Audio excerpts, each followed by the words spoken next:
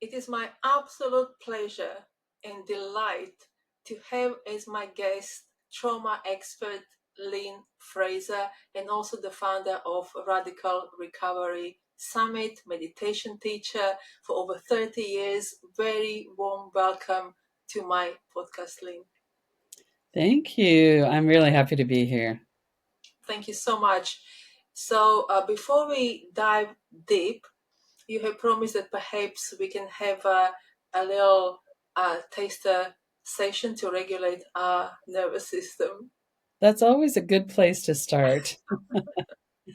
So, one of the things that I always do at the beginning is just to look around the room and establish where I am. So, one of the things that does is our nervous system doesn't really consider what we think, how safe we think we are. It more looks around and it sees, is there any danger in the room? So, as we look around, we establish where we are, when we are. We might look around behind us and just let our nervous system really see there's no danger here in this immediate moment. There might be a lot in the world, but right now I'm safe enough to do this. And then we might also look for things that are nurturing and supportive. Um, I can see trees out the window. I can see family pictures and art, those kinds of things. So once we've established that, then we can come into our body. So maybe notice if your feet are on the floor, notice the soles of your feet.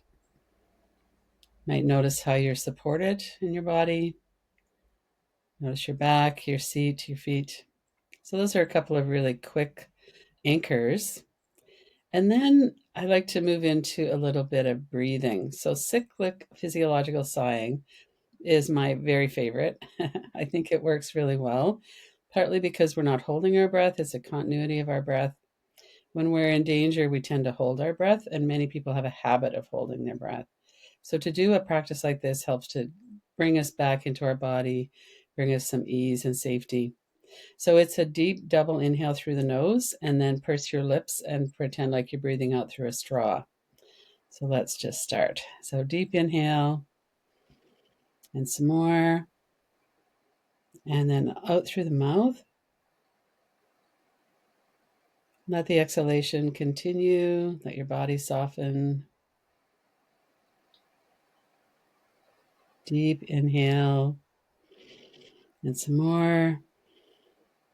And then out through a straw.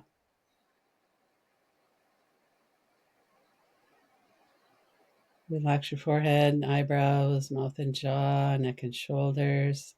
Let your whole body soften on the exhale. More.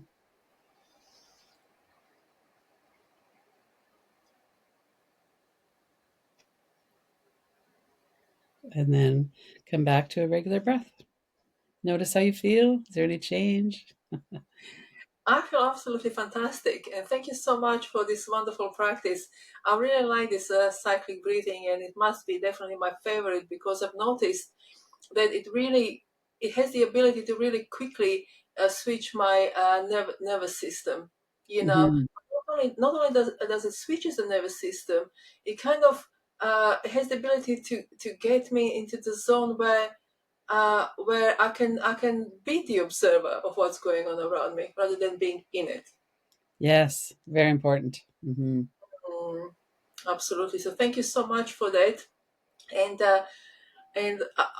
I would just like to open with a really really simple question. Who is Lynn Fraser? How would you describe yourself to the public, to people Well, who know you? there's a lot of ways that we can describe ourselves, aren't there? So, some of the mundane things I live in Nova Scotia, Canada. My son and his family are here. I have three grandchildren. I live at the ocean, at the forest, in the forest. Very, very lucky to live where I am. I really am grateful for that every day. Um, I have been meditating for 33 years and teaching for about 27. And I know a lot about what the mind is like, what it does. I used to have a very compulsive mind, a lot of catastrophic thinking. I don't anymore. Occasionally it'll come up, but not much. Right. I'm 72. I live alone with my dog very happily. And Yeah, I suppose that's part of it. One of the things about healing trauma is that I didn't realize that I was traumatized as a child, especially as a teenager. And that didn't happen until probably 15 years ago. I started to really learn more about trauma. And part of the impetus for that was I was physically assaulted when I was riding my bicycle to work. That was in 2005, and I got PTSD from that. And at the time, very little was known about PTSD. If I said my psychologist diagnosed me with PTSD, people, well, what's that? Never heard of it. And so, very, very different from now, the situation 20 years later. Peter Levine was on the scene with the only book I could find about that was his book, Waking the Tiger. And now, one of the things that I've kind of merged with meditating and teaching meditation and teaching about the mind, and also I used to teach yoga as well. And all this work about healing trauma is that my work now is very much somatic inquiry, somatic mindfulness. Let's be in our body, let's work with our nervous system. And I really feel that if we can regulate our nervous system, learn about our nervous system, and there's so many great practices we can do now to regulate our nervous system, then everything else in our life works much better. And if we have a lot of hypervigilance, if we have a lot of, maybe we're in freeze, we're shut down, we're dysregulated, we're not that steady, anything can kind of blow us off course, then our life doesn't work very well. And right now it's a very difficult time in the world. So this nervous system regulating, I would say that's one of the things. I sometimes think maybe even if when I die, people could say she had a regulated nervous system. That would be a good thing to say. That was a wonderful thing to say. And also, people who have a regulated nervous system. I mean, I'm not sure if we can have regulated nervous system 24/7, but when we Yeah, do have regulated nervous system, we emanate different energies into this world. we So it's not do. only good for us, but it's good. It's good for the humanity as whole. Yes. My meditation teacher used to say the greatest gift you can give the world is a peaceful mind. Mm, And in order to have a peaceful mind, I mean, there's a lot to that. It's more than just a regulated nervous system. And one of the things about the nervous system that you just referred to is it doesn't mean always calm, always steady, never reactive. It just means that we're aware of what's going on and that we have tools and practices to bring ourselves back. right. We probably also have a stronger foundation of calm and peace. But what I find is that when something comes up, that I will respond to it. But very quickly, I realize I'm in a survival response. I'm in a fight response. I feel like I'm starting to shut down. And Sure. then I work with my breath. I do some cyclic sighing. I hold my hands. I know what's going on, and then I'm able to recover quickly. So it's about awareness, being aware of what's going on inside of our body and in our energetic field as well. But what exactly is trauma? What is trauma? It's Gabor Mate talks about it as not what happens to us, but what happens inside of us as a result of what happens to us. And I think that's a good description. Mhm. Someone who has a difficult event, if they have good support, will be able to process the impact of that. Right. Someone who doesn't have support when they have a difficult event will feel overwhelmed and it will get stuck. So Hmm. trauma is stored in our body with sensations and energy and with associated thoughts. So if we have that sick feeling in our gut, or if we have some kind of energy in our body, and if we stay with that, often the memory or whatever was associated with it will come back into awareness. And that's part of why people don't like to be in their body because Hmm. we're getting hijacked all the time by that. Right. But that's really the way to heal is to get steady enough that we can remain aware that right now, in this present moment, Hmm. we're not in danger. We might have a thought that's scary. We might have sensations and energy in our body that's alarming us. But right now, and that's part of why we look around the room, there's nothing dangerous here. So I might have a memory of something that's dangerous. But from this awareness that I'm here in the present moment, that's how we can start to heal it. Most people don't realize that everybody has some level of trauma. Everybody has ordinary trauma. You know, the kind of world that our nervous system developed in is not the kind of world we live in now. So we have an overwhelm of sound and people and noise and visuals. And until the 1960s, when television became common, the only time you saw a video clip, an image of something that was dangerous, was if it was right in front of you and you had to respond to it.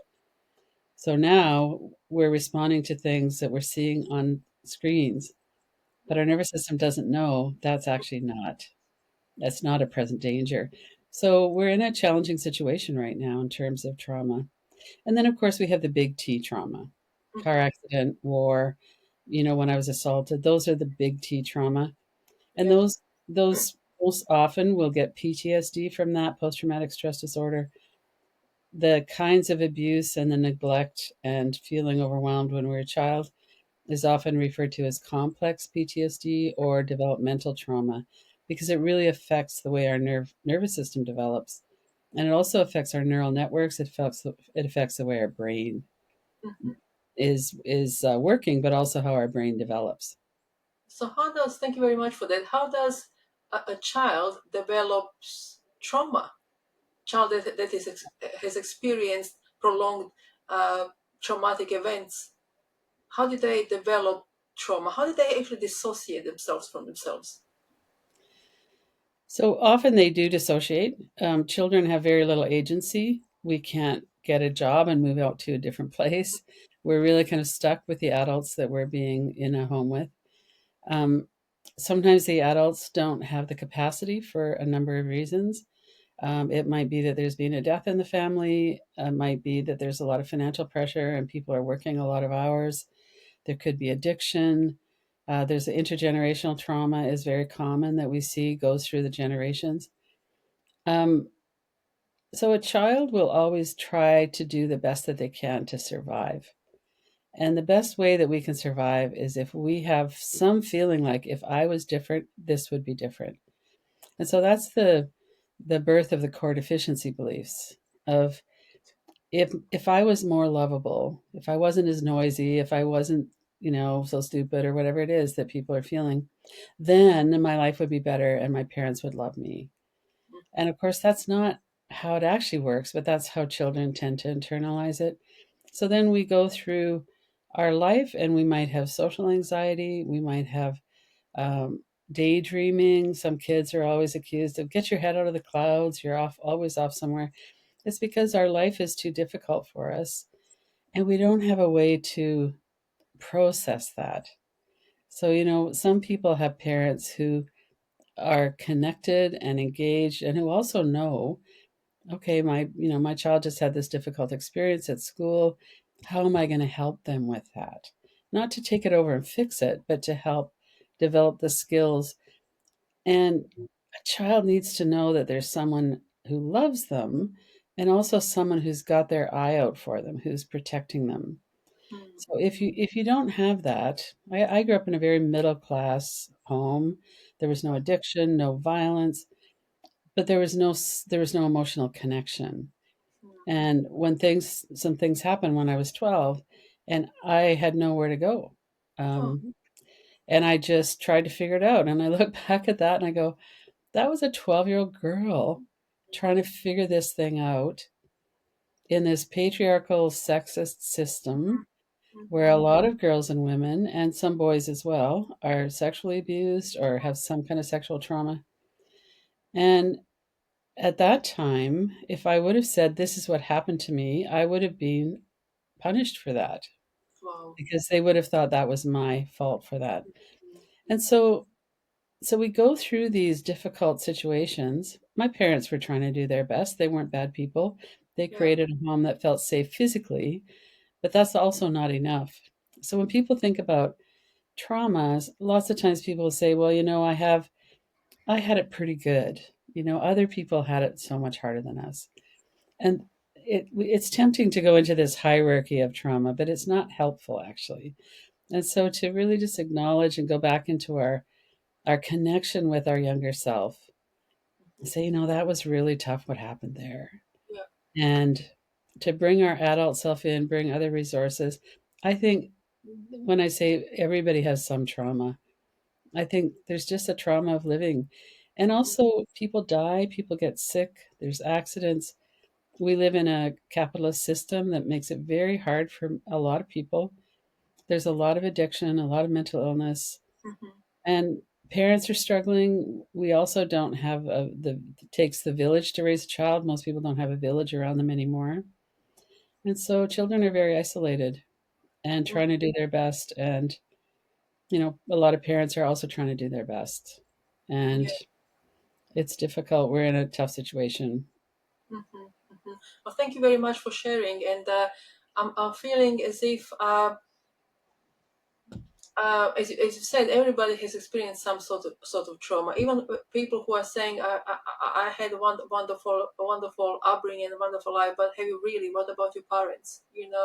What Hmm. about their trauma? What about your past life? There is always some kind of traces of ancestral trauma somewhere there. And as you said, rightly so, in society that we live in,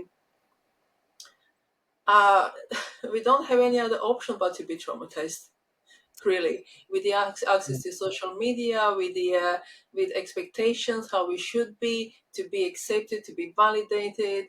And there's fear. There's lots of fear in people, and one of the main ones that I'm picking up, because yeah, I have a little bit obsession, I have to admit, with fear, and I'm writing papers on it and studying it, because I think I have to know it inside out, so to speak. And I've detected that the main fear is the fear of abandonment, and everybody is experiencing it. Everybody, no one is immune to it. And with that stress, I mean, it's a stress, Hmm. being fearful constantly of being abandoned, not being part of the community or of job, or Yes. it's gonna cause trauma slowly by slowly by slowly by Yeah. slowly. Everything is gonna add up. But what I would like to ask you, let's go back to children. What is actually happening in their nervous system? What is happening to, let's say, a child who is experiencing emotional neglect or various other abuses through their childhood? What is happening to that child on nervous system basis? Well, and this is something that runs through our adult life as well. One of the Yes, first things that we do, like if you look at fight, flight, freeze, fawn, are for the main survival mechanisms. If you look at a child, one of the first things that we could acknowledge is most children can't fight and they can't flee right.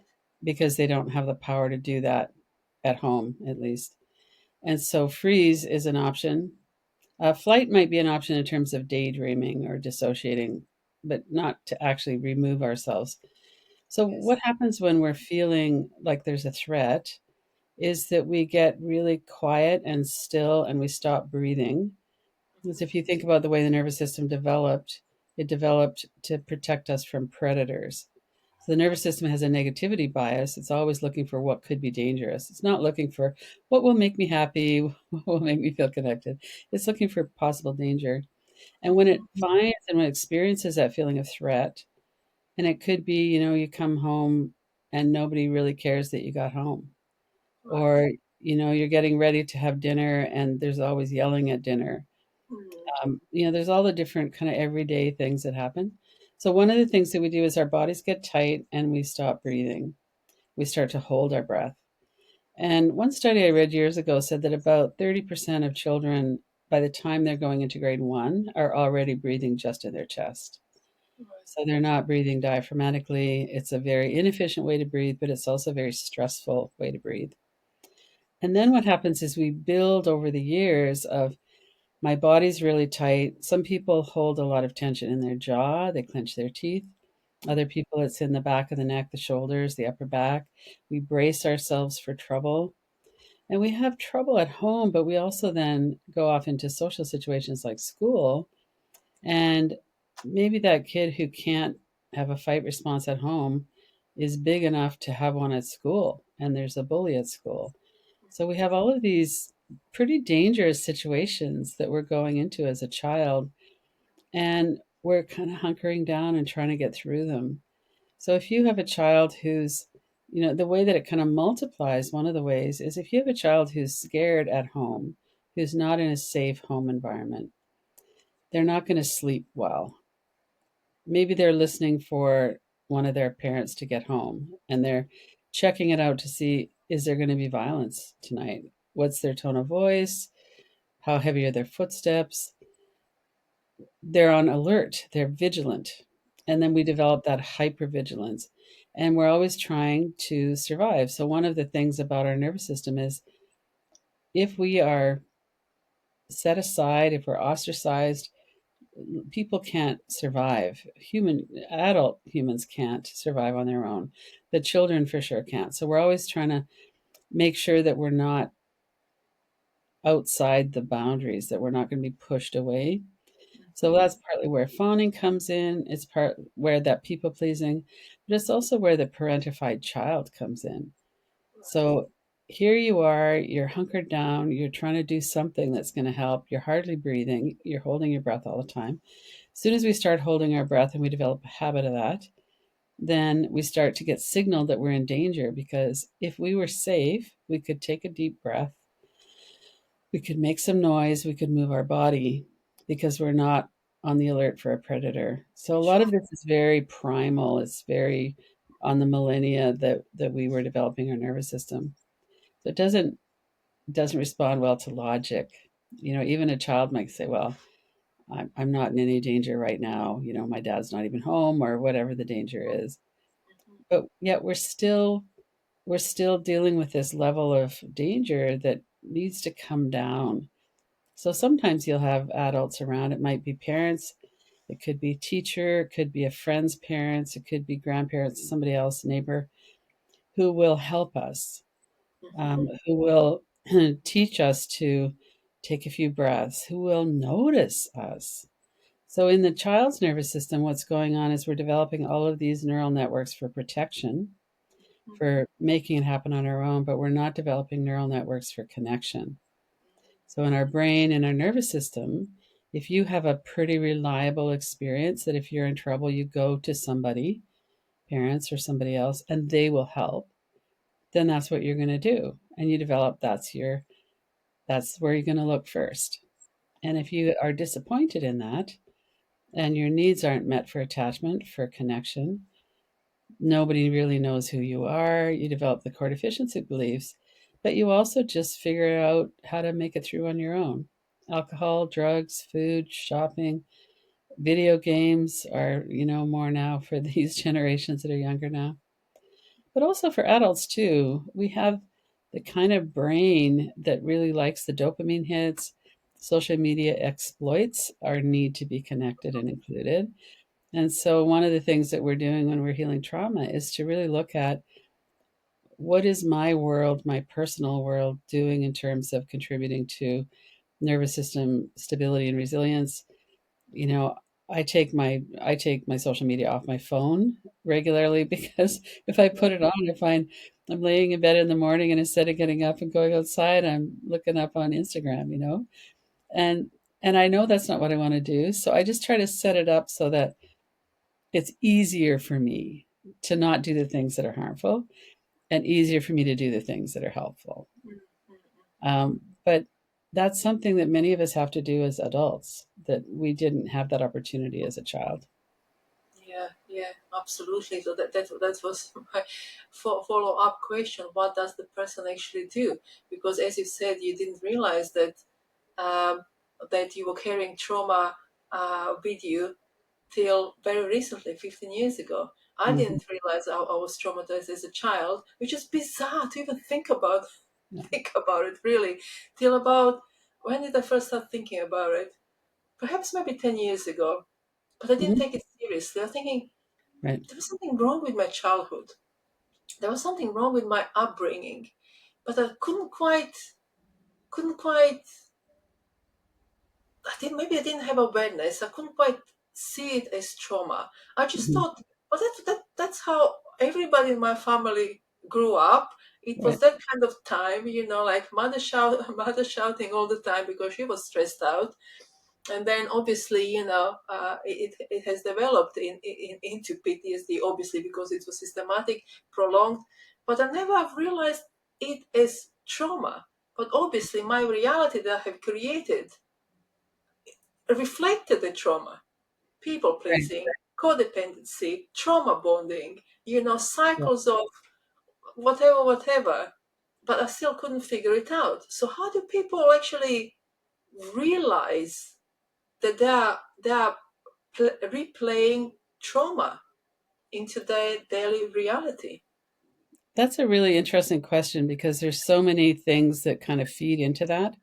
But one really simple principle is if you are in a survival response, it is because you are feeling threatened. So Mhm. if you're holding your breath, so many people, when I say talk about holding your breath as a signal of danger, and Right, talk about how the only way we survive a predator in the wild is if they don't notice us. So we're quiet, we're still, we hunker down, and we hold our breath. So if you have a habit of holding your breath, why do you have a habit of holding your breath? It's right. because you've had prolonged periods where that was the best way to get through it. So sometimes we just look at the evidence in our nervous system. If you have a lot of anxiety, which is just an epidemic these days, Yeah. social anxiety as well as generalized anxiety, if you have if you're not breathing diaphragmatically, so the diaphragm is the muscle that attaches to the lower ribs, and when we breathe diaphragmatically, that muscle is coming up and flattening out and coming up and flattening out. So what it feels like in our body is as we're breathing out, our stomach muscles relax, and as we're breathing in, there's an expansion in the stomach area. Sure. So if you're not breathing that way, why is that?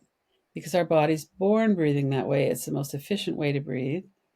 So it's because you were tight through your body because there was stress. And Mhm. so one of the things that we do now is we start moving our body. We do yoga or tai chi or qigong or swim or whatever it is that we do. We open up our body and start to move. And even when I'm doing relaxation practices with people, I always encourage people to sense what's the best thing for my body right now. Do I want to move? Do I want to stretch? Do I want to get up and vigorously shake? There's trauma stored in our body. So if we're seeing signs of that, then that's an indication that something happened. We might not know exactly what it was. Mhm. You know, it wasn't until the mid 1990s that people who research this kind of thing, like the psychology profession, there was a study done on ACEs, adverse childhood experiences, Yeah. by a big insurance company and the Center for Disease Control in the United States. And what they discovered was about a third of people had significant childhood trauma Mhm. and that it had a significant effect through their adult life. So it had an effect on incarceration, mental illness, how much money you make in your adult life, the amount of violence you experienced as an adult. It had just an impact across the board: cancer, Mm. illness, mental health, the whole thing. But before they did that study, they thought maybe 3, 4, 5% of people. So it was a real eye opener for people. And the other thing that they discovered was that neglect, not just the kind of neglect where people are not fed, but emotional neglect, feeling like nobody cares about me, nobody's paying attention to me, nobody knows me. Mm. That also is one of the indicators of childhood trauma. And so this feeling of I'm on my own, I need to figure this out, but a child can't figure it out. And so there's a whole movement now in pediatrics and in the medical system of is really looking for that kind of what's happening to the children and how can we support them in their mental health. And some of that is, kind of driven up and down a little bit by politics, but just generally there's a recognition that that was 30 years ago.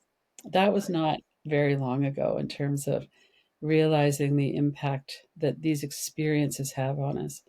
So if we have an experience of feeling left out, that's going to affect us. And if we had an experience of being bullied, so the purpose of shame, a lot of people have so much shame around the things that happen to them, or Mhm. they are shamed by parents or other people, is the purpose of shame is to keep us from doing behaviors that will get us kicked out of the family unit or out of the community because we can't survive on our own, Right. right? And so it's not meant to be, you should be ashamed of yourself. Mhm. It's not a whole person it's meant to be a behavior. So Uh-huh. what happens when we're shamed for who we are is that we develop that awful feeling that we're not okay. There's something broken. There's something really wrong with me. And some of that is, a child who's dyslexic and is considered stupid at school, comes through their whole childhood with a lot of beliefs about I'm too stupid, I'm not worthy.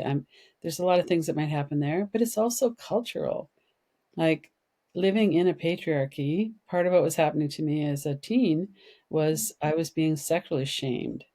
Mhm. I had a reputation. Guys were lying about me. There was a lot that was going on, and that was directly a result of living in a patriarchy. That would not have happened to a boy.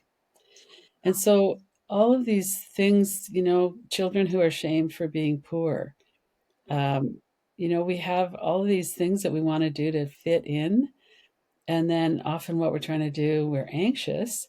And then people pick up the anxiety. It's Yeah. like, I don't want to be around that person. They're always talking all the time, or they're always, they're shut down. And Yeah. so if we have a activated nervous system, then it tends to just get worse. Mhm. One of the things that I think is so helpful for us as adults, but also as children, or with the children that we are in connection with, is to really develop compassion and kindness.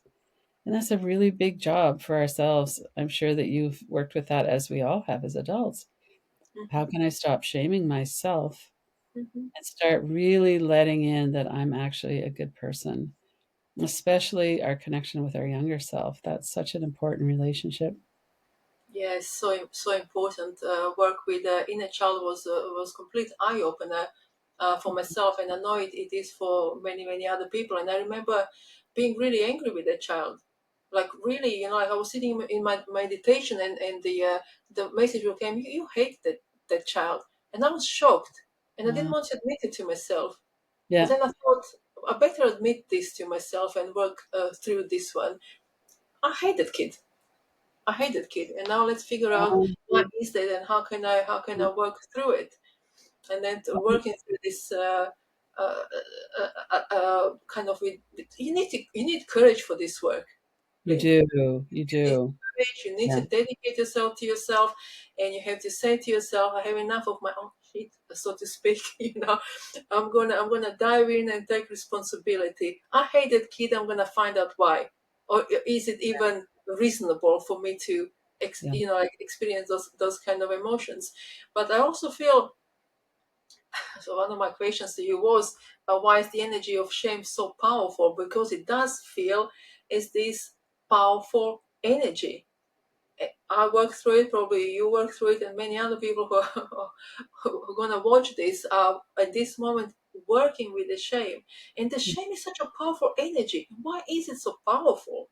Why it's Because, yeah. so they feel over consuming? It's like really stopping people from showing up authentically and said, I'm not going to be ashamed of myself anymore. Right. I'm worthy just as I am. Hmm. Hmm. I think part of that is because shame is associated with survival. Hmm. So the whole reason shame is so powerful is because it's meant to correct, really dramatically, strongly correct a behavior. Uh-huh. So it's a survival level threat. So when we feel shame, we're like, and then hopefully we correct the behavior. Um, but part of the problem with that is that we're shamed for things that aren't appropriate. So, women in our culture are shamed for their bodies. Boys are too, to some extent. It's getting more like that now. But women, especially and girls, are shamed for their bodies if they have a little bit of fat on their bodies. We're shamed for all kinds of things to do with our looks. Um, Boys are more shamed for being weak or crying or being sensitive or not making enough money. So there's a lot of conditioning that happens in our culture that we have to start to see through. And then how can I be on my own side? So here I am. I'm doing this inner child work. I'm connecting with my teenage girl. And it's tempting sometimes to look back at it and go, well, if I had done this instead of that, or if I hadn't done that, Mhm. we try to kind of rewrite what happened. But the truth is that we didn't know what to do. And maybe we were in a freeze. Maybe we were just really wanting to be approved of and included in that social group. And so we did some things that we would look back on and go, well, I can see that wasn't my best thing. But all of those things that we're shaming ourselves for, if we could look at them from a sense of developmental stages. So here we are as a 7 or 8 year old at school. We're tired. We can't read the words. We've got dyslexia or something, or we're just whatever that might be. Maybe you're the guy who, or the person who is good at baseball, and and then that's where you want to do is at recess all the time. But then the rest of it is just like I don't want to do that because I'm not good at that. Or maybe you're the kid who has something different about them. Certainly, if you were queer, um, for in my generation, a lot of times the lesbians were, kind of shamed for being tomboys, they called people, but it was the gay men or the gay boys who had the worst of it in terms of violence, and they still do. If you look Mm-hmm. at all the violence against trans people, so how do Yes. we take that judgment by society? And when I came out as a lesbian in my early 20s, part of what I did was I just looked at that and went, that's not correct. I am not what they say I am. Mm-hmm. And it was also part of my becoming more politically aware around feminism and patriarchy and all of that too. It's like they're lying to us. It's Mm-hmm. not true. The Right. culture that we live in is based on so much untruth and so much conditioning that's meant to put us down and keep us in our place, and buying clothes and all these things to feel better about ourselves. It's really toxic. And so part of what I've just always tried to do is come back into connection and look at, okay, that's a 12-year-old, that's a 17-year-old.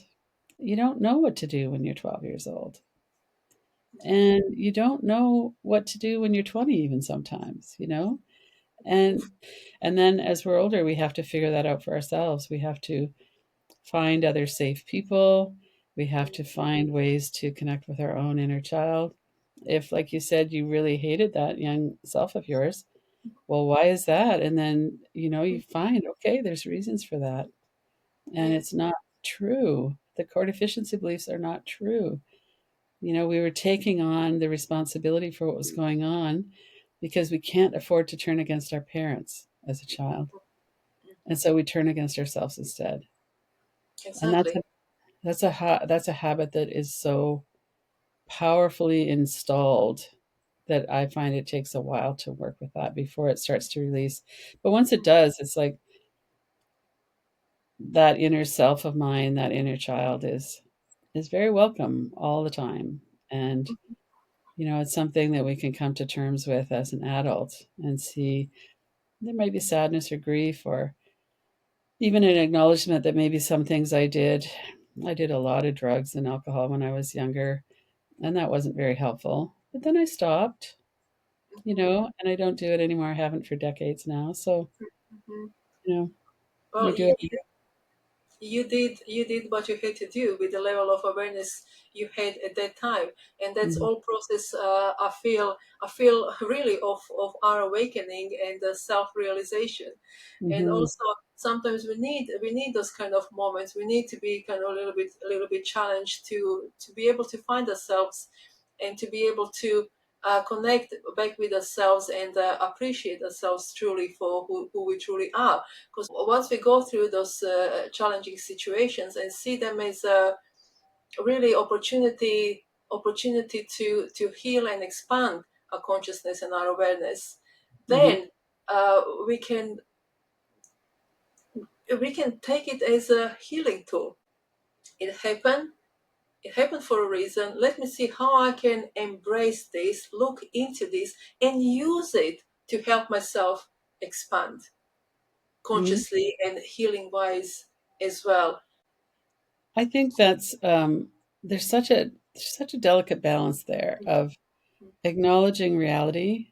And the reality is, in our world, a lot of systems are set up to exploit us, and a lot of people are really enthusiastically participating in those systems, Mhm. especially the ones who really benefit from it.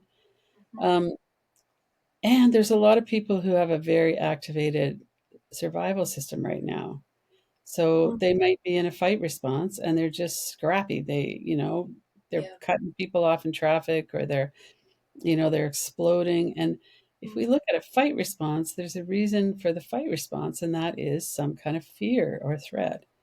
Right. Right. And some people, a lot of the people that you and I are in connection with, and the kind of people who will be listening to this podcast, are really doing our best to be responsible and to Mhm. heal and to not just spew our stuff around the world. But not everybody has the courage for that No. or has an interest. A lot of people, too, I find, are just like, if I ever start this journey of trauma healing, it's going to be a disaster. I'm not going to survive it. And that's directly opposite of my experience with this. Even people with big traumatic histories, it's all in our body. It's all there. We're walking around like this bundle of tight nerves and we're not hardly breathing. And the effect of that kind of stress on our physical health, our mental health is well known, but also on our happiness. Mhm. I think one of the things that happened after COVID with all the shutdown and the lockdowns is that people started to fear other people in a way that we hadn't before. So, Mhm. fearing people like that person beside me could kill me with their breath. That's a pretty dramatic way to say it, but it's true. The virus passed around, and so then we got more suspicious, and also the general level of fear went up. And so people, I find now that maybe, before COVID, people had a habit of going out with their friends. They'd go for dinners, they'd enjoy themselves, they'd blow off some steam. And then for 6 months or a year or more, that didn't happen. And so, how do we cope then? So, everybody's more challenged. Um, Lots of people were doing lots of things that were helpful. I mean, I was online, a lot of people were online, but we had a big shift that happened so suddenly, and people had a hard time adjusting to that. So you take someone who already had social anxiety, who already had a feeling of unworthiness, or Mhm. if I go into that group, it's going to be just like in junior high. Someone's going to look at me scornfully. And then we add that to it. And Mhm. just the reality that many people are not their best selves right now because their nervous systems are so activated. Mhm. And then that becomes part of the world that we're living in now. Mhm. So to have some kindness for ourselves, but also, like you said earlier, taking responsibility for our own healing is so important. But if I could leave with, people with anything, it's that healing is possible. The nervous system, if all you did was work on your nervous system, noticing your breath, developing a habit of diaphragmatic continuous breathing through the nose, noticing just that is really a big step. Might take a couple of months to establish that healthier pattern. Start to move your body. Start to notice when you're being unkind to yourself. Mhm. And, you know, I hold my own hands, or I'll put my hands on my heart, or I'll go, "Whoa, that was a little harsh. How can I look at this with a bit more compassion?" Mhm. And to just, I think it's an ongoing practice. Like, do something to regulate and strengthen your nervous system every day, Yeah. but also do something that really helps to open kindness up. So one of the things about trauma is that it disconnects us from our body and from ourselves, from our sense of value. And it also disconnects us from Mother Earth and from nature. So, one of the things that I find sometimes people, if it's too much to go right into their physical body themselves, there's too much energy there, too much, I don't know what's going to happen if I pay attention to my body, maybe too much shame. There's so many things. Sometimes indirect, but also direct route would be to go out into nature Yeah. and develop a relationship with a tree and lean your back on it, let it support you, and breathe and feel the waters of the ocean or the lake or whatever you have accessible. And that sometimes coming into connection with nature can be another route that regulates our nervous system. It's very calming generally to be in nature, but also as we're in nature, maybe we realize, as I'm leaning against that tree, my back muscles are softening. I notice my breath is getting a bit easier. And so that we have a lot of different ways that we can work with this now. So if something feels like that's a little too much, like I don't want to start paying attention to my body, or even, if someone is in a freeze a lot of the time, to start being aware of the breath, especially in the stomach, feels too intense. So do something else, but do something that will help, education around our nervous system, but then also some practices that will help, get out Yes. into nature. I know that you love to do that as well. Oh yeah, thank you so much for mentioning nature, because I feel Mother Nature is like it's for me personally. Everything in nature to me seems to be awakened already, regulated. So when I go into nature, I can't be anything else but regulated, because nature just kind of hugs me with that regulation. I'm calm because everything is calm Yes. Yeah. around me. I'm completely one with Yes. nature. So thank you very much for mentioning it. I Mhm. think that's really wonderful for people to know that sometimes people need a little reminder that they always have a choice, and they always have option. There is always something, dance, going out in nature, maybe writing a journal, sitting in meditation Mhm. and quiet, and just as you said, breathing is so important. And I really love when you kind of look around, because when I watch animals, they're always looking around. Yes. They're Yeah. always regulating the nervous system. And Yeah. we There. are animals. I know there's nothing behind me, but if I look, I feel a little bit calmer just Yeah. because I with my eyes. Yes, that's so true. And human beings' nervous systems, we interact with our brain in a different way, I think, than animals. So an animal, if they're attacked, they will, if they live through, often they'll freeze. They'll go into a complete freeze. If their pulse rate slows right down, they go into a freeze. But then when the danger's past, they get up and they always shake it off. Hmm. And Yes. then they don't think about it. They Hmm. don't ruminate about it. They don't project into the future. They're just looking around. Okay, I'm a horse. I need to be careful that, I'm not going to have a predator here, whatever that might be. And the reason I was thinking about horses is because I used to be with someone who had horses, and there would always be one horse that was looking, and the rest would be lying down sleeping. Oh, how interesting. There's always a guard horse. There's always a guard They never horse. all went to sleep. And Yes. the horse would sleep standing up as well if they didn't feel safe. But on a sunny afternoon, I'd look out and hear they half of them would be laying completely just laying down on the ground, which looks so funny. But there would always be one that was looking around because that's part of what they do. And Right, so, right, so right. this, for human beings, depending on our situation, but when we're doing it, that as a practice, we look around and notice that there's no danger. Hmm. Hmm. That's very helpful for our nervous system to know. But also, when we're out at night or something, we need to be paying attention. Yes. Could be a threat there. Hmm. There could be, we need to listen, we need to watch.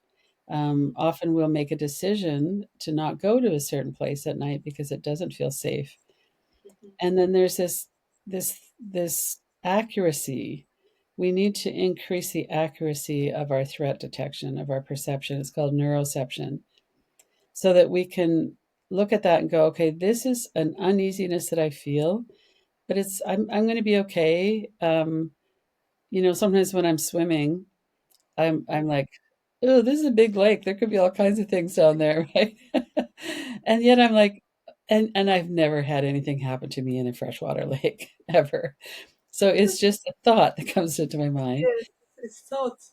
right? And a few weeks ago, a fish jumped in front of me, but it didn't jump. It surprised me, but it wasn't trying to hurt me. It was just doing its thing, right?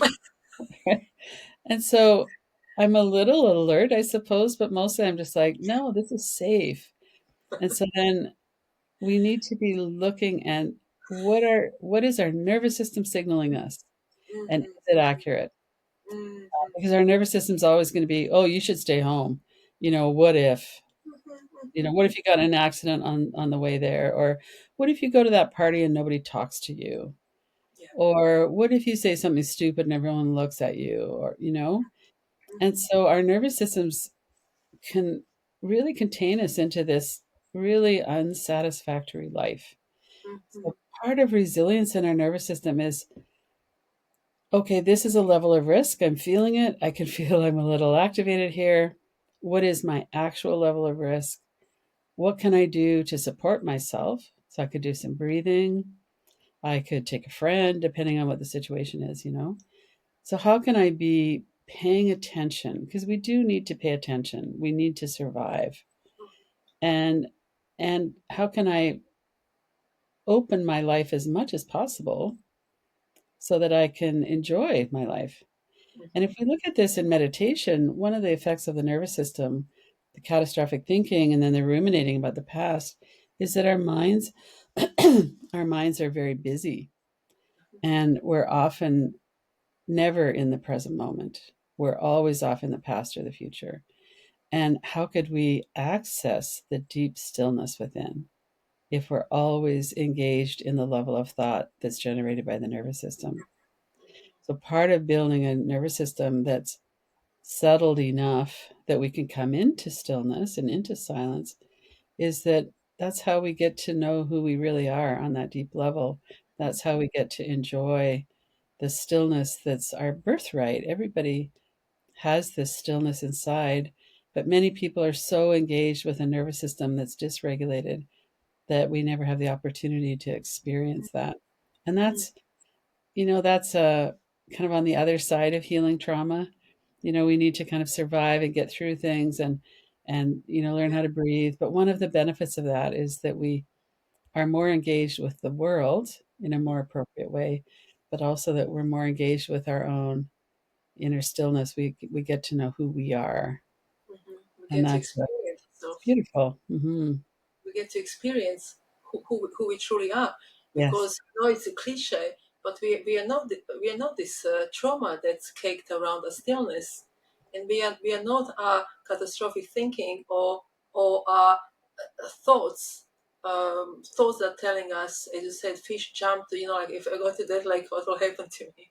So everything comes from this kind of thought patterns that we have developed perhaps in childhood, but we don't necessarily, if they have been developed, if they have been created, then we can decreate them, deconstruct them, like a Yeah. deconstruct cake, like, and then pick what actually pleases you. Or if you don't like that cake, just completely get rid of it and create a new thought patterns, a new belief system.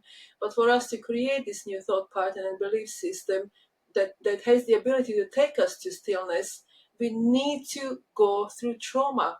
We need to go through fear with courage and bravery. And even if we fail, I know when I committed myself to my own healing, that was 3 years ago. I said, I had enough of this. I'm going to throw everything, everything I have to this healing, or I'm gonna heal, or my life is just gonna end, because I couldn't see any other option. You know, Uh, mhm. so exactly. So I was, I would fail, and then I will get myself up again on my feet, and then I would fail again, and I will get myself up again, and as you've said really beautifully, there is a way out. There is healing. There is a reward, and I feel the reward is eh, finding ourselves and experiencing ourselves as these divine, beautiful beings that we are. This stillness, this Mhm. soul, And once we start finding it, we want more of it, and that Yes. encourages us to heal more, to Yeah. release, and then soul comes up a little bit more and a little bit more. Yeah. Did that happen to you as well, similar? Yes. Or Yeah. And what I find is that the nervous system will be clamoring, and then we start to heal, and then the noise level starts to go down, and then we have a bit more silence. We don't take things so seriously because we know that we're valuable We know that we're lovable. We've seen through those core deficiency beliefs. So we're not as reactive and we're not as susceptible to other people's shaming. So Mhm. that lowers the level of alarm. One of the things I know is that trauma affects the brain and the nervous system, but it doesn't affect our mind. Mhm. So the brain and the nervous system are physiological, they're in our body, but then we Right. also have the mind, which is much greater. And the nature of the mind is joy and light and stillness. Mhm. And we all have that. And trauma, unhealed trauma, and dysregulated nervous system prevents us from knowing that.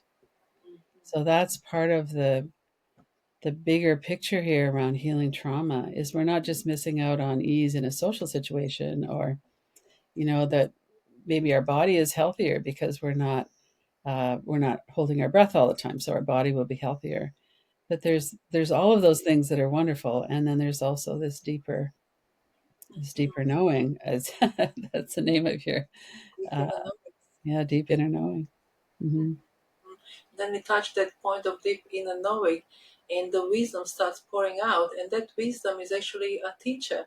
It's like we become our own gurus in a sense. We start trusting again divine feminine, really, which is our instinct, our innate really wisdom. That, in my opinion, Hmm. a humble opinion, maybe not so humble these days, but it comes from divine feminine, from cosmic mama. It's a creation, and we start trusting it. And I feel once we start trusting that creation, that wow, then we enter different realms of reality where Hmm. we cannot be shamed for who we Right. are, Yeah. because in that realm shame does not exist. And if other people are coming about trying to shame us, it just passes through us. It doesn't Yeah. even stop. Yeah. If we Yes. know who we are, we're a lot steadier. It's harder for other people to shame us. Like Yeah. nobody can shame me for being a lesbian Yeah. because I know there's nothing shameful about it, and I've known that for 50 years. Right. Um, Right. and so that's not an issue for me. If someone's like that, I'm just like, well, it tells me something about them, but it doesn't Mhm. say anything about me, Exactly. right? And so we Right. do get a lot more confidence, and we're stronger. Mhm. The more that we can do this inner work, the more that we're less vulnerable. But in a way, we're more vulnerable in a terms of more authenticity, because Yeah. as we feel able to be who we are and we share that with people, then we can have a real relationship that's based on reality instead of a role that we're playing or a protective mechanism that we have going. Mhm. Yeah, Hmm. and that was, thank you for mentioning that. That was a game changer for me. Attracting people based on my illusions. So people were always not right for me because my illusions were distorted. They were Yeah. not who I was. But I want Mhm. to ask, in your experience working with people and offering so much for people, we're going to be talking about it a little bit further down the line. But what are the three main barriers to people healing? What are the three main barriers? Why people can't 100% commit to their own healing? I think it's fear. Trauma is stored in our body, and we're afraid that we're Mhm. going to be triggered into old traumatic memories if we go into our body. I think there's a feeling of overwhelm, or it's not possible for me to heal. So some of that has its roots in core deficiency beliefs and that feeling of I'm broken, that belief that we form. And some of it is just how could it be so simple as to start breathing and moving our body and being kind? Like Mhm. this trauma feels so overwhelming. How could it be that simple? And yet it is. It's that simple. We start there. We start working with our nervous system. We start being kinder to ourselves. We form a connection with ourselves, and things start to open up, and we get resourced from, there's so many resources now on how to do this. And you don't have to sit for half an hour in silence every day. Maybe your jam is that you put on dance music and you dance around and the trauma leaves your body that way. Or maybe you set an intention to be kind in your mind every day.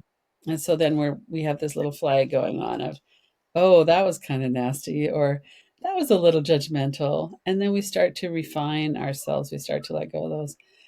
There's so many ways that we can work with this. And one of them is, what am I expecting of myself?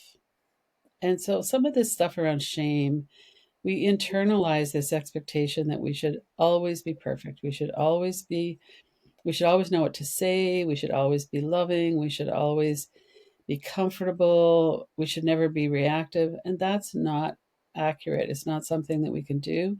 That is conditioning around perfectionism that we could see through. And Mhm. so if we're noticing, okay, I have this feeling of I'm not the kind of person who could actually do this. I'm not good enough for that. I'm too broken. The trauma has affected me too much. That's not true. It's a belief and it's not true.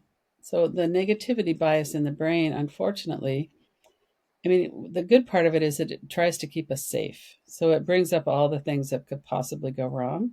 But unfortunately, we often get really caught in catastrophic thinking, and our brain believes what we think.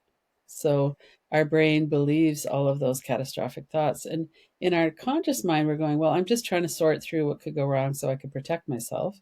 Mhm. But actually, what's happening is we're alarming ourselves more and more. Mhm. And so, how could we, learn enough about that and then be on the lookout for that? It's like, I don't choose to go down that path. Mhm. Like, there's so much chemical, like hormones, dopamine, cortisol, adrenaline. There's a lot going on in our nervous systems all the time. And I notice for myself, if I start to get concerned about something that's going on in the world, and I live in Canada, which is right next door to the United States, and there's a lot of fear that wasn't here a few years ago around that. And Oh. so when I notice I start to have a compulsion to doom scroll or to figure out more about what's going on, I'm like, I know that's not going to be good for me. Mhm. Um, this is what I can work with right now. I can work with my own nervous system. I can work with the things that I teach about, my connection with students, my friends, my family. I can work with all of that, but I can't actually benefit anybody if I sit for 2 hours and get depressed about what's going on and afraid of what's going on. Right. So I always want to be engaged in some kind of social activism, and part of that for me now is to help people with their nervous systems so that Yes. they can go out into the world in a more peaceful way.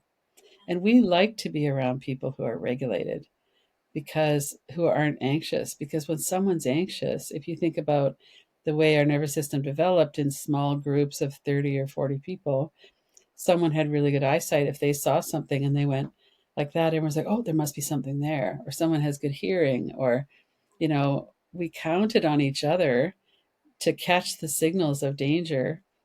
But that's not really working that well for us now, because a lot of people are just hypervigilant because their nervous systems are Mhm. dysregulated. And Mhm. so if we can be around, and if we can be the kind of person who is more regulated, then we can be more enjoyable for us, but Mhm. also we can connect more with other people too. We're easier for other people. It's easier for other people to be around us.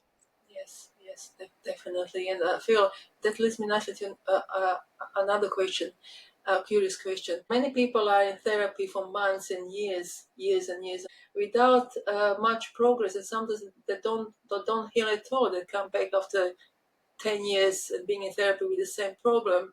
Can healing become addiction, like identity? I need to heal, so now I'm becoming addicted to healing. Hmm. Well, I think there's a powerful draw when we start to feel better and we start to heal our mind, for instance. So if we don't have as much compulsive thinking, our mind is quieter. That's a nice outcome. So we might be drawn to that. Right. Um, I think it's natural to get absorbed in things, especially things that we sense are really important. So Mhm. if you've committed to doing healing work, generally speaking, I've noticed this with different things throughout my life too. I'll Yeah. bring in a lot of resources, I'll read a lot, I'll listen a lot, Mhm. I'll learn a lot about it, and then I'll get to the point where I'm kind of like, okay, I'm not learning anything new from all the things I'm reading. I could probably stop. And but then the inner work can continue. So Mhm.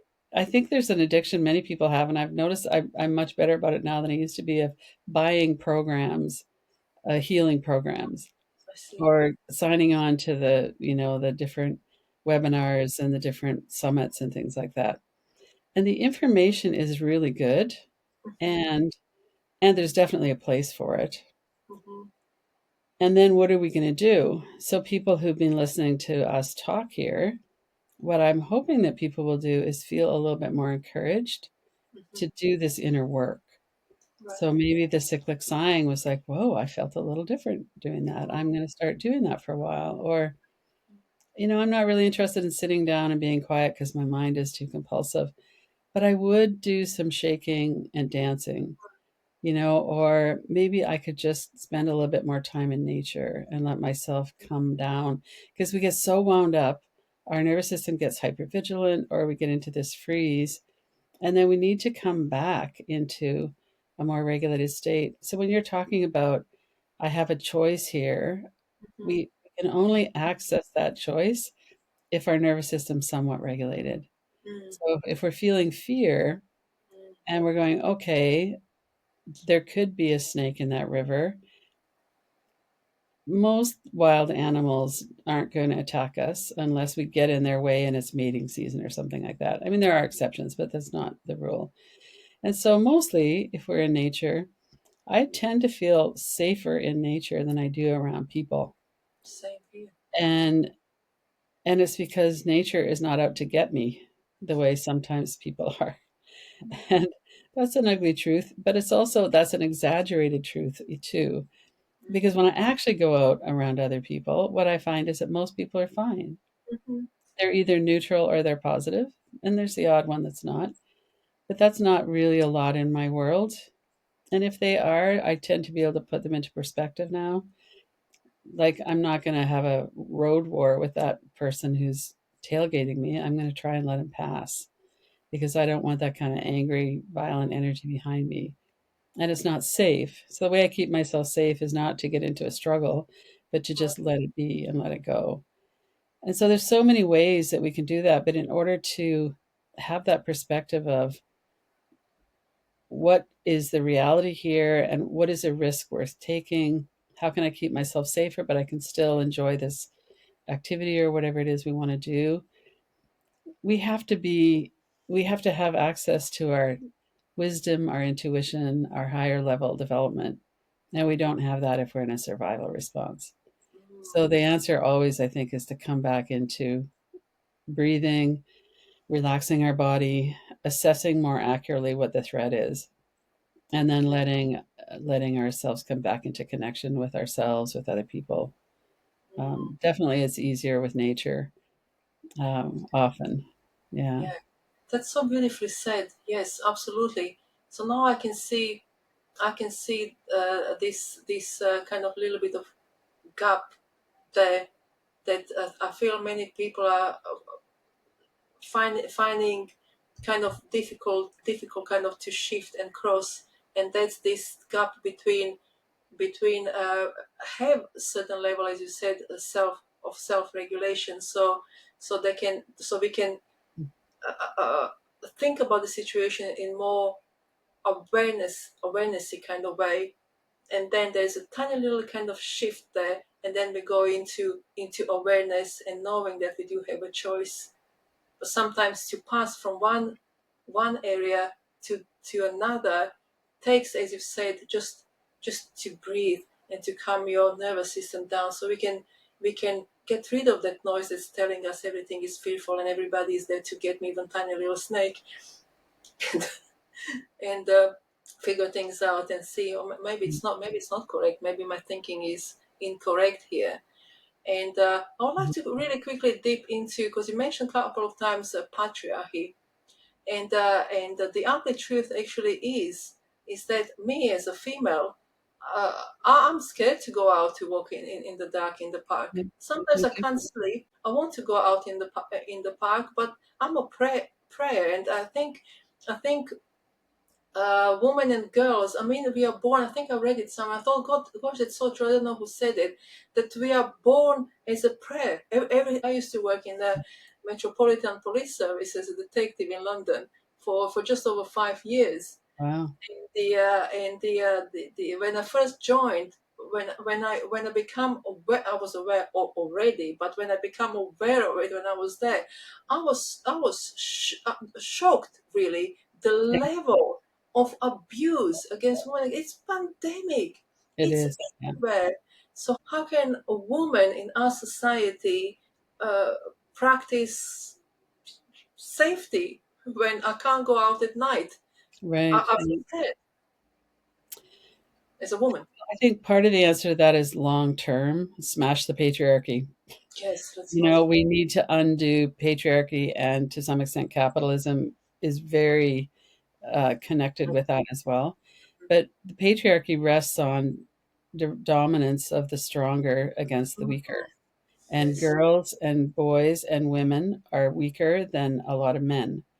And it's a very primitive, animalistic um, way of being in the world, that is the bigger, that whoever has the most power gets to say what goes. And yet, that's women are prey animals, Yeah. men are predator animals. And that sounds so stark and so kind of hopeless almost. And it's also obviously a generalization. I have some men in my life that are not predators. Mhm. Mhm. And one of the ways that I work with that is I try to just acknowledge that's the truth. Mhm. And there are many things that I don't do, as many women don't do, because it's not safe for us. And, years ago, I started the Women Reclaim the Night March in the city where I lived, You're and such a with a group of other people, right? And that's still going right. on now. And so there's a lot of things that we can do to band together. Mhm. Um, Part of it is to not blame ourselves for living in a patriarchy. Mhm. There's so much shame that happens, and some of it is to put our anger out in a way that's going to be helpful. So Mhm. sometimes it's not safe enough to directly confront the oppressor, so we do that sideways thing um, where we're difficult for other women to be around, or we're shaming other women. So I Mhm. think this healing of the trauma will bring us to a point where we're more human. And if men heal their trauma, but also if they make a decision, I'm not going to do that. I Mhm. don't want to be in a relationship with someone who's scared I'm going to physically hurt them. Mhm. That's something that everybody has to take responsibility for. Um, my son grew up with a lesbian feminist mother, and he's a feminist, and he raised his children in that way as well. And he's made a big impact on them. Mhm. They don't think about women the same way that Mhm. someone who had a different father would be thinking about women, Mhm. around consent and a whole bunch of other things. They just don't. My son doesn't think the way that many men think. And that's Mhm. because he was raised in a patriarchal culture. He was around his dad, who was definitely sexist. But he said, Mhm. I just knew that that wasn't right. Right. And so how can we, honor the reality and also honor our humanity? Mhm. And part of this, I think, is that animalistic. I'm frustrated. I'm just going to take it out on the weaker people around me. That's something that has to heal in humanity. Mhm. And there's so Yes. many systems of domination that we can be aware of, and the whole intersectionality around race, Mhm. gender, class. Um, there's so many ways that oppression works, and in some ways we need to be really radical about that. Yes. So I don't talk about that much anymore. Mostly I talk about the nervous system, But I also believe that healing the nervous system and coming into our own healed being is the way to come into our full humanity. Yeah. And when we are in our full humanity, we don't hurt other people. No, We we don't don't. hurt ourselves either. Yeah. Mhm. Thank you very much for addressing this, because I think inner healing is very much connected with the world healing and the healing of humanity. We cannot. I'm not sure if we can fully heal if there is if we live in the world that's unhealed, where there is so much injustice, and where there is so much uh, still patriarchy. But that's we know it's collapsing now, and we are to expect lots of changes going forward. But still, when we look at everything really around us, everything, there's nothing. I would sometimes say on Inside Time, I know you are there as well. I would sometimes say, just to kind of remind people how conditioned we actually are. Right. Uh, I said, just go in UK, we call it Boots. I'm not sure if I mentioned this. It's just like this big shop where you buy everything really, like hair colorant, nail, whatever we want. And I said, well, next time when you go to the shop that big that's selling you stuff, medicine, etc., stand on the doorstep and look at the items, Right. not every individual item. Every single item there is pointing to you there's something wrong with you that needs fixing. Right. You're Right. just not good as you are. Or Yeah. you are too old, or you're too young, or you're too big, or you're too slim. You need something to fix yourself. Yeah. There is Hmm. there's something for you to fix yourself, because there's something wrong with you. And I feel, as you have mentioned at the beginning, that uh, this capitalism that we are experiencing is here to control us, basically, Hmm. Hmm. to control our humanity, to tell us we need to constantly heal, or we need to do this, we need to do that, to be worthy of existing. Yes, that's the root of it. That's the root of it, Yeah. and that causes fear. Oh, I'm not worthy of existing because I look certain way, or I'm of certain sexuality, or I'm a lesbian, or I'm gay, transgender. Suddenly, I'm not good enough. Hmm. I had a person here when I was renting a room, and she called me and she said to me, uh, we had a little chat, and the first question she asked me was, she said, I'm transgender. Would that be a problem? Oh, Hmm. my heart broke for her. And I said, you're very, very welcome. And that was a couple of years ago. So I'm thinking, oh my goodness, in the UK, United Kingdom, 2023, for a person to feel so unsafe that they have to ask me, is it a problem if I'm transgender? It's shocking. It's Yeah. shocking. So we Yeah. need to we need to we need to up this kind of healing, and do this kind of collective ancestral healing of the Mother Earth, and us, and male and female together. We are Mm. not really separate from one another. I don't feel so. Thank you very much for mentioning that. But I want to ask you something that I don't want to forget, is when dissociation happens in trauma, who dissociates from who here, and where do we go? Who goes where? Uh, um, I'm not sure if I have an answer to that. Part of our mind leaves the scene, Hmm. and sometimes we do that in a big way, like we literally don't have a memory of what we escaped. Children, especially, tend to do that, or people who are trapped in a situation where they can't physically leave. Hmm. Sometimes people will say, I was in the ceiling looking down at my body Yeah. as it's happening. So that's dissociation, kind of clinically.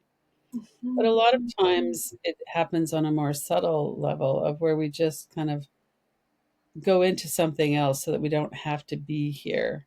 So this Right. disconnection from our body is very common, to at Hmm. least to some extent. Yes. And so I'm not sure if I could answer the question of who it is that dissociates, Yeah. but it has something to do with the nervous system and our perception of this is too much. I can't live through this. I can't live through experiencing this. Mm. So I'm going to go away. To protect. I'm not going to be here. And that's one of the ways that we can protect ourselves. So it's Right. a flight response without our body leaving the situation. Our mind leaves the situation. Right. Um, and I'm not sure. Sometimes people will say, "Well, I know something bad happened when I was this age, but I Mm-hmm. don't have any memories of that, so maybe it didn't happen." I Right. think if we have a sense of something bad happened at that time, that's truth. And our body doesn't lie to us. We don't have sensations and energy in our body that aren't true. Our body develops those because of trauma that we experienced. And if we were disconnected at the time something was happening, we might have a memory that we can recall later and we might not. It might Right. be more of an emotional, sensory, I have a feeling that something happened and it was bad. Mm-hmm. I So see. that is one thing I think is very important for us is if we're working with, the kind of extreme trauma that would make us dissociate or disconnect like that, that we acknowledge that those things happen for a reason. Like the disconnection happens for a reason. It happens because we can't survive being present for that, for our body being treated that way. Mm-hmm. And then we look at that on a very less intense level. And a lot of us disconnect from our bodies all the time. Like if we're in a situation where we're being bullied, for instance, we might not even hear some of the things that are being said to us. We might just be thinking about something else, or we have different ways of kind of getting through it. I'm just going to make it to the end of this hall and then I'll be in my classroom or whatever. And so I think we have a lot of ways that we protect ourselves. And for all that the nervous system gets a bad rap, the negativity bias, inaccurate neuroception, we're often reactive to things that aren't a threat in the moment. Mm-hmm. It is 100% committed to keeping us safe. And that's its job, and that's what it always does. And Mm-hmm. so if we've had these things happen, it's because we were trying to protect ourselves. And bringing kindness into that, there must have been something really extreme happening. And could Mm-hmm. I connect now? I don't have to have a memory of the physical thing that happened. I don't have to know that, but I need to connect and heal the the the hurt in my heart and in my body. I need to come back into connection with myself, with my body, with my heart, with my mind. And Mm-hmm. that's a lot of what healing trauma is coming back into connection. Mm-hmm. Mm-hmm. Yeah, that's something. That's this curious question actually popped into my awareness because people are talking about the dissociation, but I don't think many people actually understand what exactly it means. How do we dissociate, and is it is it more like, because I know I'm aware, as you've said, that some people, I have just spoken to a woman a couple of weeks ago, and she was in narcissistic abusive relationship, and when she, I'm not gonna say what happened to her, Mm, but she said I was watching myself from the kitchen. I was watching that right. happening, and that made me think, well, who is that watching? Who leaves the body? So that's something probably I'm going to be diving into after this conversation. What is it? What is that energy that goes um, and then comes back later on? And how can that energy come back? Does it come back through are practicing regulating nervous system, so the fascia that holds tons of memories can relax a little bit, and then when something comes back, like Hmm. something that's been dissociated. There's a saying in yoga meditation that indicates that, now let me see if I can think of this. All of the body is in the mind. So the mind knows the whole of the body, Oh, I see what you mean. but all of the mind is not in the body. So the body doesn't Right. know the whole of the mind. The mind Oh, knows the whole of the body, but the body doesn't know the whole of the mind. oh, I So, see what you mean. so when you're talking about who who activates that disconnection or the dissociation. There's something in our higher level of mind Yes. that's connected with the nervous system that's saying this isn't, I need to get out of here. And Mm. that's all unconscious. That's not, somebody doesn't make a decision to dissociate. That's a protective mechanism. It's a Yes. survival mechanism. Survival Right? mechanism. That's Yeah. exactly what it is. Because the I think nervous system in our body is really beautiful in that way because it's designed with such an incredible precision. It's incredibly intelligent. We don't give our body enough credit. I think it's really wonderful to hear that there is something on a higher level like this mind, this observer, as Eckhart Tolle said, we are observing and. If that Right. observer goes because it doesn't for protection, that not makes sense. It's the observer that goes and observes from the outside of the body so the body wouldn't get overwhelmed and die in that Right. moment Right. out of maybe heart attack or just total break of nervous system and nervous collapse. That might be the case. That's really really interesting. Can a person heal 100%? I don't think we ever heal in the terms of we erase what happened to us. Mm-hmm. I do think we heal in the sense of there's nothing, like for me personally, Mm-hmm. there's nothing left in me that I don't know or that I would never turn away from myself. I would never shame myself. There's Oh, nothing there. I've developed such a strong relationship with myself that beautiful. there are things that I might still be a little frustrated with, like, well, why are you doing that? Or, Mm-hmm. there's things that I'm working on. But for the most part, I feel like I've healed enough to recognize what's going on. I have a lot of somatic mindfulness, so I think that's part of it. I know what's going on in my body.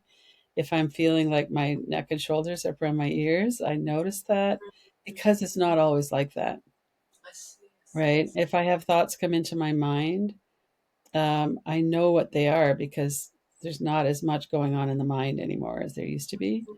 And so there's enough space there that I can notice, oh, that's an interesting thought. And then we can make that decision about, am I going to go down that road or am I not going to go down that road? So I feel like there's an adult on board.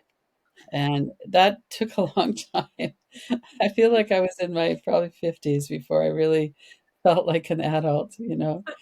And so part of that is, just this patience. I'm patient with myself. I'm kind. And in that sense, I think we can heal the trauma. I I see. can't heal I can't heal my nervous system response to, if there was conditions similar to what happened when I was physically assaulted, when I was riding my bike that day. I don't ride my bike like I was riding my bike along the river path to work, which I did every day. And I never did that again after that assault because I just Oh. felt it was not safe enough, right? Mm, right, right. So in that sense, someone might go, "Well, you haven't really healed because you can't go back and do that thing." But I'm just like, I don't care that I'm not gonna go back and do that thing. I Mhm, can ride my bike at other times, at other places. I don't have to go back and recreate that system. mm, And so one of the things that the police said that morning was, "You should get right back on your bike and ride your bike again tomorrow because otherwise you'll never ride it again." right, And but the psychologist I was working with said, "The most important thing is to keep yourself safe." right. So first responders and police and different people have to Mhm, keep going back into unsafe situations. So the only way that they can do that is to power through it and make themselves do it. mhm. But that's not the situation for most of us. And if we are doing that for people who are in those fields, there's a lot of PTSD from people in those fields Mm, because of just overriding our nervous system over and over. So I think we can come to a place where generally my nervous system is regulated. I have a good relationship with myself. I know myself really well. I know when things are starting to get weird or offside. It's like, okay, my neuroception, I need to check into that. What's going on with that? And so I feel like I have a lot of resources. And I think in that sense, yes, we can heal. mhm, Um, mhm. and Look. in this human life, maybe we're not going to heal everything. I don't think the nervous system ever forgets, I see. but it doesn't mean that we're always reactive in the way that we were before. Mhm, mhm, mhm.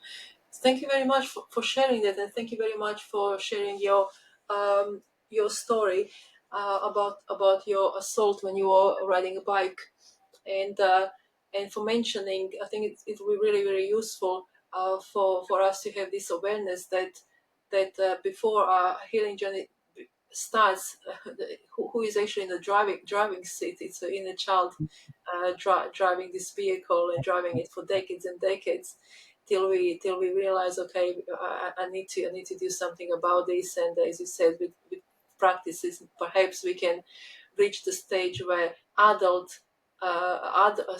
inner child is safe enough, really safe enough to let go of that will. Because sometimes I feel when I was starting my journey, like they're holding on, holding on that will for dear life, and they can't let Yes. go because they don't Yeah. feel safe to let go.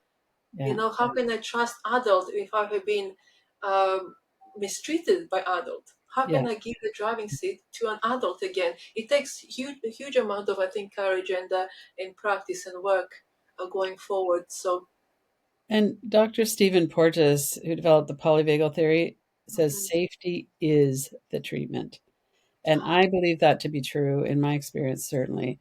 If we can feel safe, then everything else starts to fall into place. So mhm, if that's the case, then what we need to work on is mhm, feeling safe. So building strength, resilience, safety in our nervous system.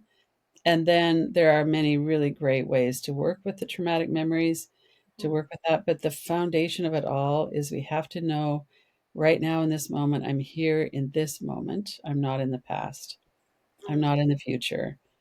And that is quite a skill to develop that capacity to know, okay, I was just down on this train of thought. I can feel that in my body and I'm back. I can open my eyes. I can put that image over there on the wall.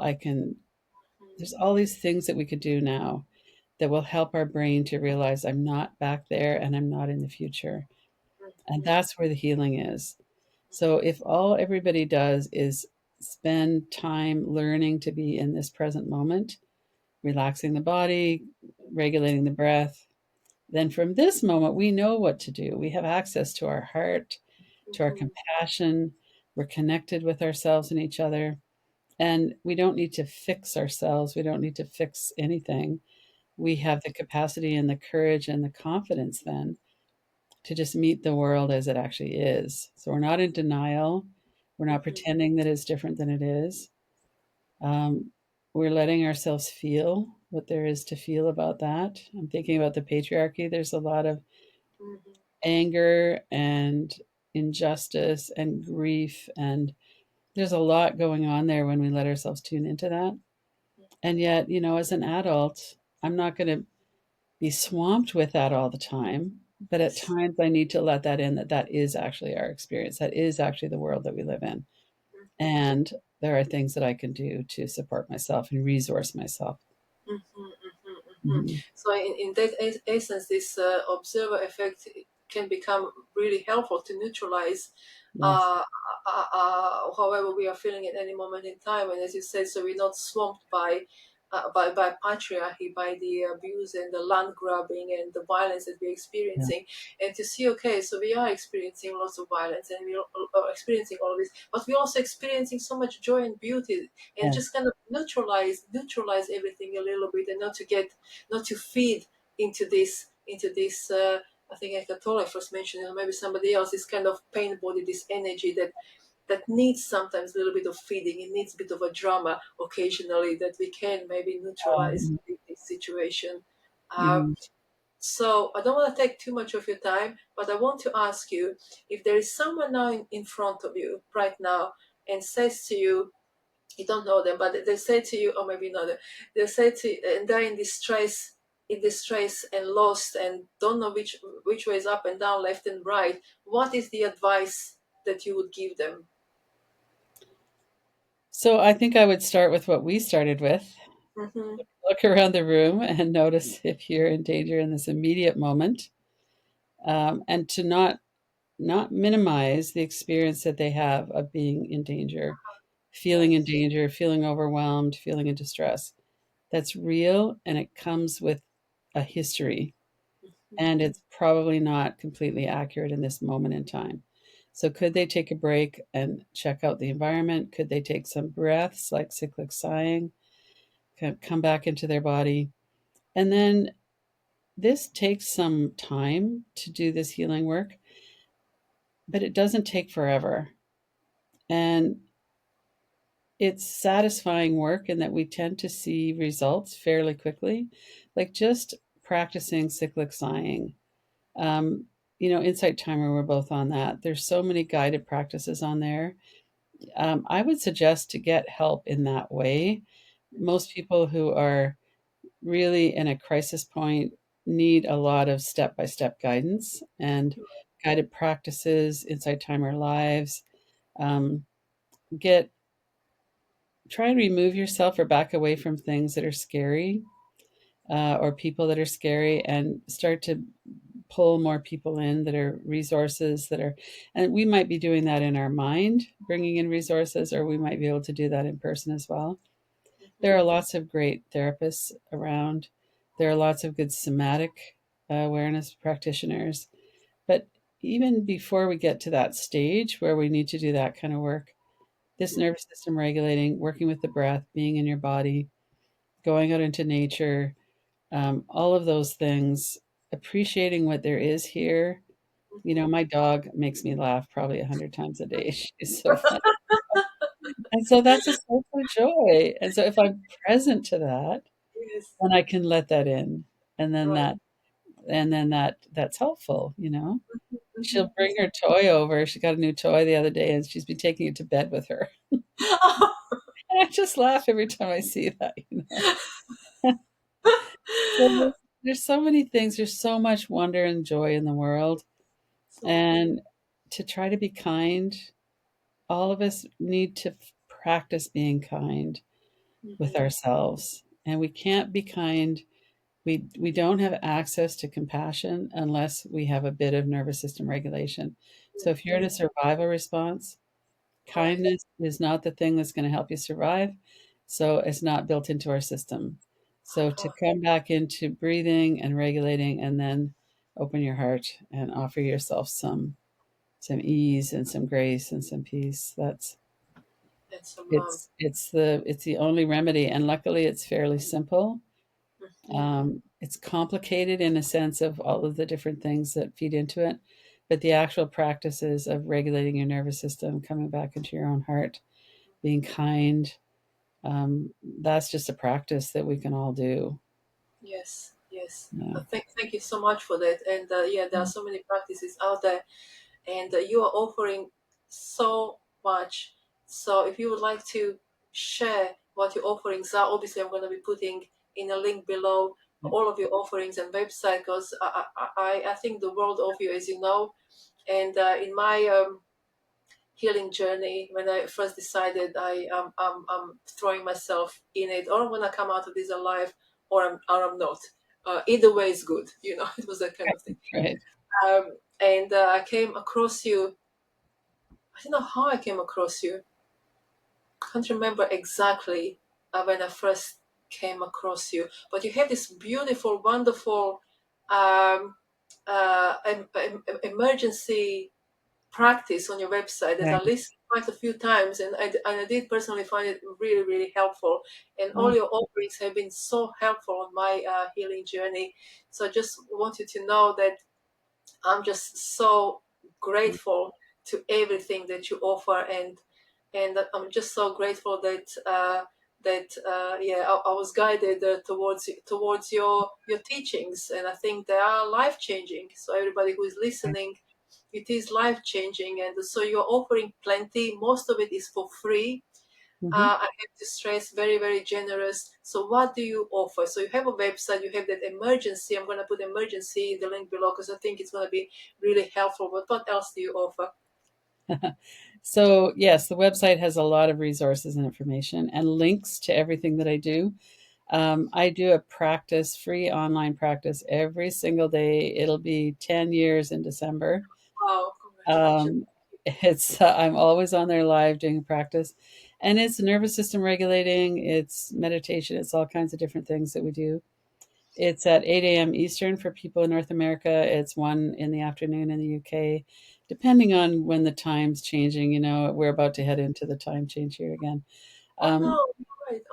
yeah, and Europe and North America do it at different times, of course, to make it easier. But I also have a lot of resources on Insight Timer, and I do Insight Timer live usually 5 or 6 days a week. Mhm, Um, I do a Sunday class, it's free. And that is, we work with it, just a variety of topics. Right now, we're working with relationships and attachment. mhm, Um, but those are free. People can find the link on my website and just sign up, and I'll send you an extra email with the resources and the link to that. And I teach at Yoga Farm, which is a big online school. I have a new class starting in October, Find Your Still Point. I teach Yoga Nidra, trauma informed Yoga Nidra, and strong mind, resilient nervous system course, somatic mindfulness coach course. So I do a lot there. And I have a newsletter every week that has stuff about what we're working with. Um, yeah, and I love that we can do this together online. That, as people come on to the daily practice, um, a lot of people have been doing that for years. And so they come on and they're waving to each other. And it's wonderful that we can do this together, that we have these groups of like minded people where we can be honest and vulnerable and share. The Sunday group, we do about a half an hour of education and inquiry, and then a half an hour of small groups of 3 or 4 people. Very powerful for people to be heard and to be witnessed. And a lot of those things are things that we don't have access to or we didn't. And so it's wonderful that we can share with each other in that way now. So mhm. yeah, if people are interested, just hop onto my website and everything's on there. Thank you so much. And also, you have you are founder of the Radical Recovery Summit. And you Right. Yes. with Dr. Gabo Mate on quite a few occasions. I watched quite a few. How Yes. wonderful those interviews are. So, how Yeah. did that start? I started that in 2017, and I haven't done any this year. So I think it's going to morph into something else actually this year. But yeah, I've interviewed so many amazing people, and the link for that is also on my website. All of those old interviews, and they're on my YouTube channel as well. And I think, there's so many people that are doing wonderful work. And it's so interesting to just hear a little bit about who they are and how they got into the work, and what are the principles that they're working with. Yeah, I interviewed Gabor Mate, I think 3 times, and Stephen Porges and Deb Dana and Rick Hansen and Resma Menicum and Diane Poole Heller. And there's so many amazing people that I've interviewed, and I really enjoyed every minute of it. Because Hmm. you learn a lot, don't you? When you are is your wonderful community on Sunday, Yeah. you come there regardless of what level of awareness anyone has. I've been so many times, and it's so wonderful. You always learn something. There's so much Mm, wisdom, but there's so much support as well. It's yes. beautiful to communicate with people, and that's what you are advocating for as well. To find community Yes. where we are seen and we are heard. That's Yeah. really important for our healing. It doesn't have to be in person if people can't perhaps Yeah. find something nearby, but it can be online these days. Yeah. Just to find community that's live and Sangha or your It community. is. And Yeah. Yeah. It's beautiful, isn't it? How we can do that. We support each other. We support ourselves. Yeah. I yeah. love that. I love that. Yeah. Well, I know you're going to be going swimming. Thank you so much for joining me today. Thank you for all of your knowledge, all of your wisdom. Thank you for your time. And thank you so much, really, from my heart, for all this beautiful and wonderful work you're doing to help people heal and to expand consciousness and to bring light into this world. So thank you so much. Well, thank you so much for having me too. I've enjoyed talking with each other. Thank Thank you you. very much.